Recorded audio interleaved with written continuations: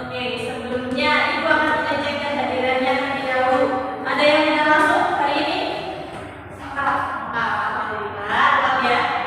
Jadi hari ini kita akan belajar kimia dengan materi yang berbeda, yaitu mengenai materi apa? Balutan elektrolit dan non-elektrolit. Oke. Nah, sebelum masuk pada larutan elektrolit dan non-elektrolit, Ibu akan merecall kembali materi sebelumnya. Ada yang masih ingat materi apa kemarin?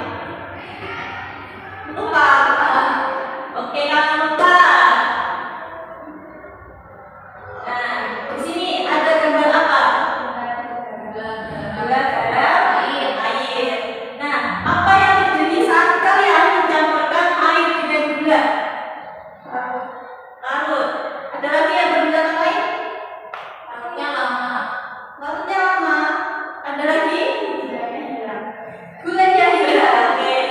Jadi yang terjadi saat kita mencampurkan air dengan gula itu akan menjadi sebuah larutan. Nah, siapa yang sering bikin teh? Saya. Nah, itu juga salah satu dari larutan. Kemudian, jadi ada yang tahu nggak ketika kita mencampurkan air dengan gula yang menjadi zat pelarutnya siapa? Air. Air. Oke, bagus. Kemudian yang menjadi zat pelarutnya? Air dan gula yang menjadi zat pelarutnya? Ya, bagus sekali ya. Jadi, ada yang bisa menjelaskan kembali nggak pengertian dari larutan? Larutan adalah campuran larut. Ya, betul sekali ya. Jadi larutan itu adalah campuran dari dua zat atau lebih, di mana bercampur secara homogen dan di mana terdapat zat terlarut dan zat pelarut. Masih ingat ya? Lupa. Oke, kemudian ini silakan diamati. Ada sebuah video. Kenapa olahraga ini bukan kelas ini cerita bola di zaman futsal dan TikTok pun mesti juga sama bola. Kemudian dari sini banyak kreator bola. Aku kayak orang dasar di sini mana sepatu juga sepatu tenis. Kita seru banget dari penalti ditutup matanya. Ini kita ditutup dan juga ditutup. Gimana susah ngasih tentang voli terdapat. Ini aku coba dasar. Ini terakhir ada tentang bola. Iya ini juga gagal. Dan lanjut kita main taktik deh. Seru banget para kreator. Ini dengan cahaya tubuh, karbohidrat dan beberapa elektrolit kayak sodium, potasium, klorida, gula dan gua. Makanya butuh yang bisa gantiin kayak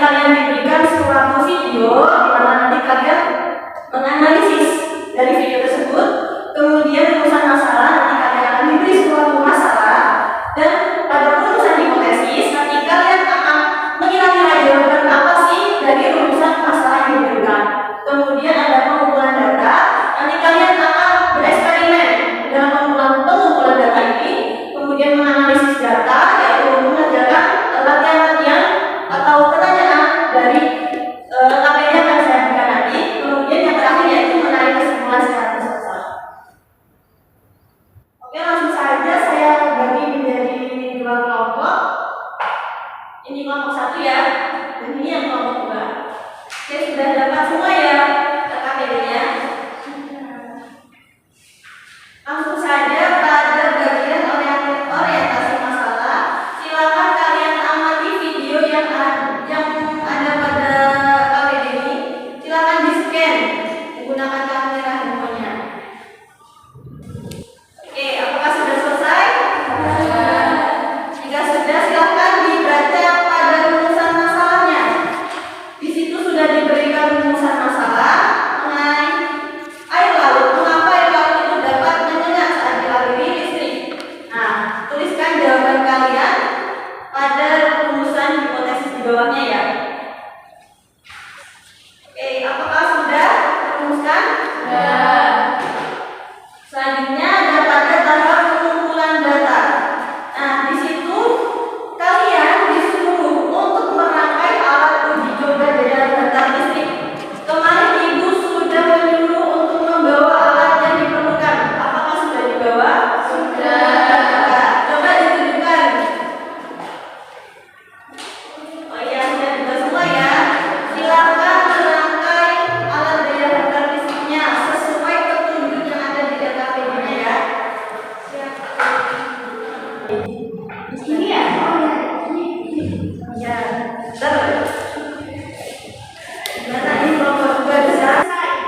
Gimana anak-anak sudah selesai membuat alat daya? Sudah, oke. Langsung saja kita eksperimen. Nah, di sini kalian akan melakukan eksperimen di mana menggunakan alat yang sudah kalian buat ya. Nah, silakan perwakilan kelompok maju untuk mengambil alat yang sudah kalian gunakan.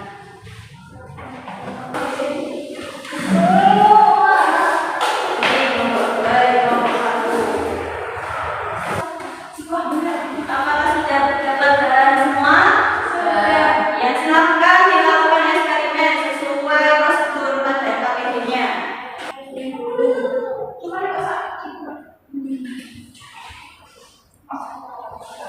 Nanti hasilnya ditulis pada tabel pengamatan yang KPD-nya ya. Silakan dulu. Ya. Coba metodenya enggak?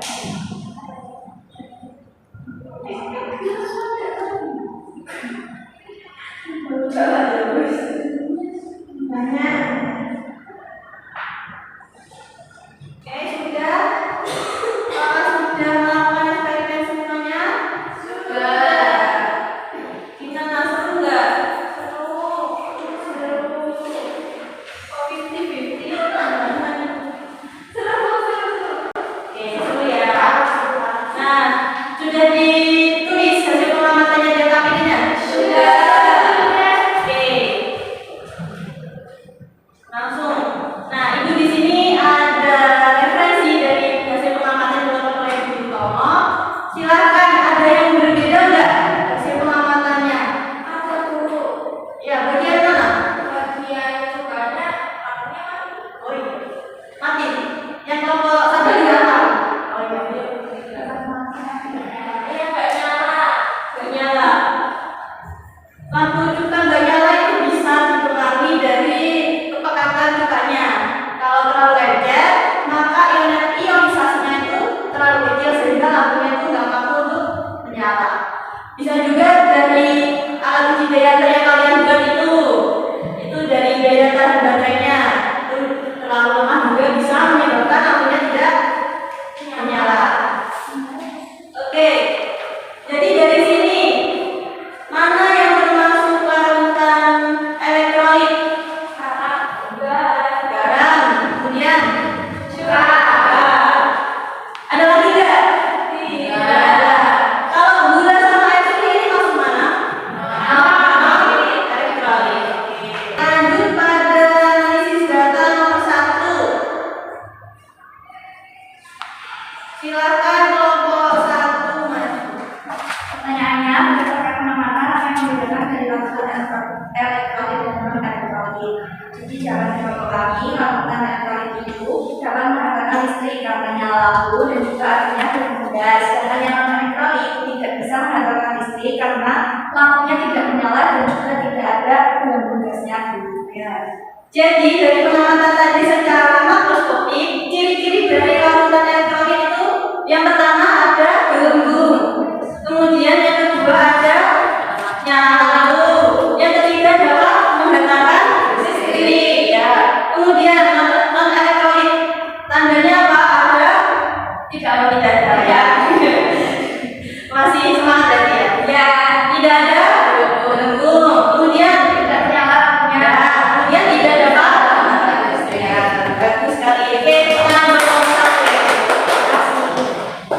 Kemudian nomor 4 dan 5 serta 6 akan silakan Bapak.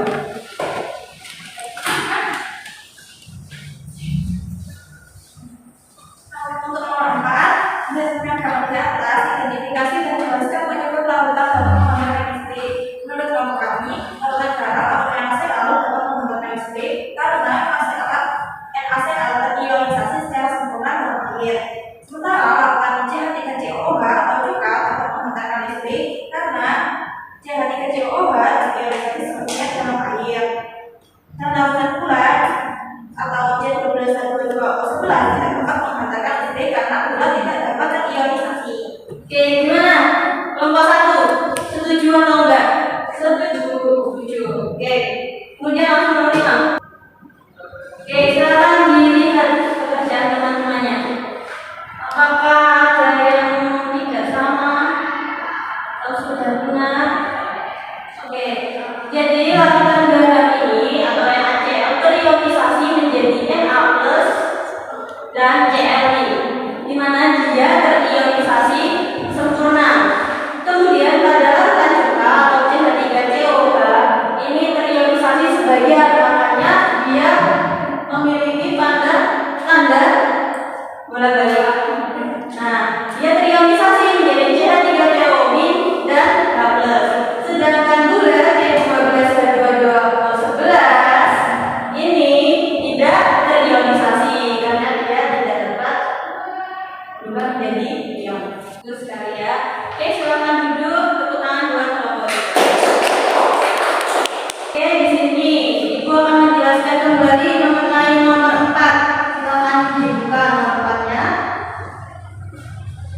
Nah, jadi kenapa kok larutan garam itu dapat menyalakan lampu dan terdapat gelembung gas elektronnya? Jadi larutan garam itu terionisasi secara sempurna, di mana dia menghasilkan ion Na+ dan Cl. Ya, yang menghasilkan ion Na+ dan Cl dan bergerak secara bebas di dalam larutan. Nah, hal ini tuh yang dapat menyebabkan kenapa garam dapat menghantarkan arus listrik. Jadi Cl-nya ini berada pada elektrode positif, memberikan elektron melalui elektrode positif ke elektrode negatif. Paham? Jadi karena terjadi ionisasi sempurna, makanya kenapa lampunya menyala terang dan gelembungnya itu banyak atau sedikit? Banyak, ya, itu penyebabnya. Kemudian pada larutan cuka CH3COH. Nah, pada larutan CH3COH ini terionisasi sebagian. Jadi dia tidak terionisasi sempurna, tapi terionisasi sebagian. Nah, dia terionisasi menjadi CH3COB dan H+, ya, terus kalian. Tapi sebagian juga masih berbentuk molekul. Molekulnya apa? Ya CH3COH-nya tadi. Jadi tidak terionisasi sempurna, tapi sebagian yaitu membentuk CH3COB dan H+ dan bentuk molekul CH3COH. Sehingga yang bergerak bebas ini tuh ionnya tuh apa? Terbatas gitu. Jadi itulah penyebabnya kenapa kok lampunya itu menyala redup atau bahkan tidak menyala, tetapi terdapat gelembung gas di elektronnya. Paham? Pada larutan gula ini, kenapa kok tidak menghantarkan listrik, tidak memberikan pengaruh bahwa ada listrik di dalamnya? Karena gula ini tidak terionisasi, ya. Jadi gula dalam larutan air ini tidak terionisasi, dia tetap membentuk molekul C12 dan 22O11. Nah, karena tidak ada ion-ionnya ini, sehingga tidak dapat menghantarkan arus listrik, sehingga dia tidak memberikan nyala pada lampunya tadi dan tidak terdapat gas gelembung pada elektronnya. Dapat dimengerti? Bisa. Jadi NaCl-nya tadi dapat menghantarkan listrik karena apa?